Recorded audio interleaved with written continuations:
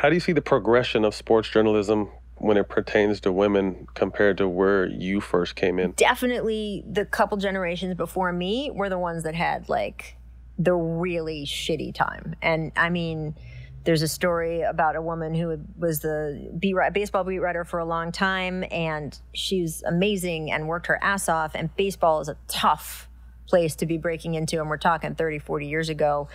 And one of the players kept saying, she's like a little rat in the locker room, and then they sent her a fucking rat in a box to open. Like, there's all the stories about, you know, guys inappropriate doing things, saying things in locker rooms, all that shit. So the women before me had to deal with the brunt of that. By the time I came in, it was not that bad. It was certainly not as good as it is now, which is, you know, it's nice that we're seeing progress. I don't think we had women hosting sports shows in the same way we do now. I mean, I have to go back and look. I don't want to, if someone was doing it, I don't want to not give light on their legacy, but in general, it was not the thing that we saw. So being able to make that progress feels good. I think now the line is, and I think it's the same thing with race, I see my friends deal with, is the criticisms aren't overtly about race or gender, but you know that the standard's different, right? You know that like they're picking at the black guys, they're picking at the women, they're especially picking at women of color in a way that they just aren't doing with some of the people that they are, quote, more used to or more comfortable with. And I think that's kind of the next hurdle, because in some ways that's more insidious, it's harder to fight against. Like, if I've had times where earlier in my career, I've had people say, you can't go to the post-game locker room, you can't go to the press conference. And I will say to that security guard, well, here's my credential. You know, I always have to have my, even now, I always have to be the one to have my credential. It's not enough that I'm running around. Have my credential, here I am. And I have had more than one guy. I had a guy say to me one time in a hallway, oh, I'm sorry, honey, the anthem singer can't be back here. Or even like people, you know, show them a credential with the name ESPN, or before that with the Washington Post, and say, oh, I'm look at you. You can't go where the boys are, but boys are changing in there. And you're just like, that's not how this is set anthem up. Singer. So that stuff is in some ways easier to deal with and battle against, because you just get the right person in the right place and you just deal with it, right? It's the more sort of the little chipping away. And you mentioned Carrie or Jamel earlier. Jamel is a great example.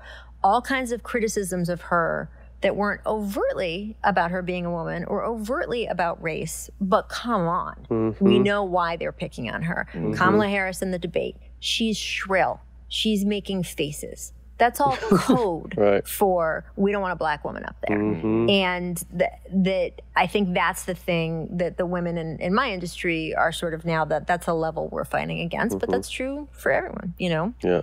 How do you feel being in the spotlight and being the example for young women that want to be in this space? How do you feel like being the standard and the blueprint? Well, I mean, I hope that I can be a good example when I'm, you know, every day when I'm out there. Along with others like Doris Burke and others. I was going to say, we're lucky. There's so many women, just at ESPN, but even across the board, that is a relief. And as I say, different from the women who were maybe a generation before me, where a lot of them, they were not the only one in the room sometimes. They were the only woman in the room all the time. Yeah. And now I'm still the only woman in the room sometimes, but it's not all the time. And that makes a huge difference. I hope that I can show people and young women that they have the room to succeed, but also the room to screw up.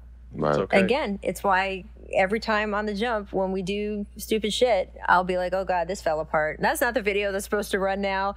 I should have said that. I say this is what I meant to say or whatever, because I do think when you are a minority in the space, whether it is race or gender or whatever it is, you feel like you have to be perfect. Right? And there's that pressure on you to be perfect because you're representing everyone. And if you mess it up, I remember really clearly when I was covering more NFL for ESPN, I was the reporter on site at some football game, and the guys at NFL Live or Countdown or whoever it was were talking, and Michael Irvin kept talking about Al Gore. Al Gore, Al Gore, Al Gore. And it just didn't, I was like, no, Frank Gore. Frank Gore is who he was talking about. But he just kept slipping and saying the wrong name. And it was fine.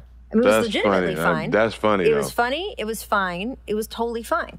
If I do remember, though, listening with my IFB, waiting for my turn to talk, and thinking, if I said that, I would be probably done. I was still young enough and new enough that, like, you know, whatever. So you do feel that pressure of, I have to be perfect.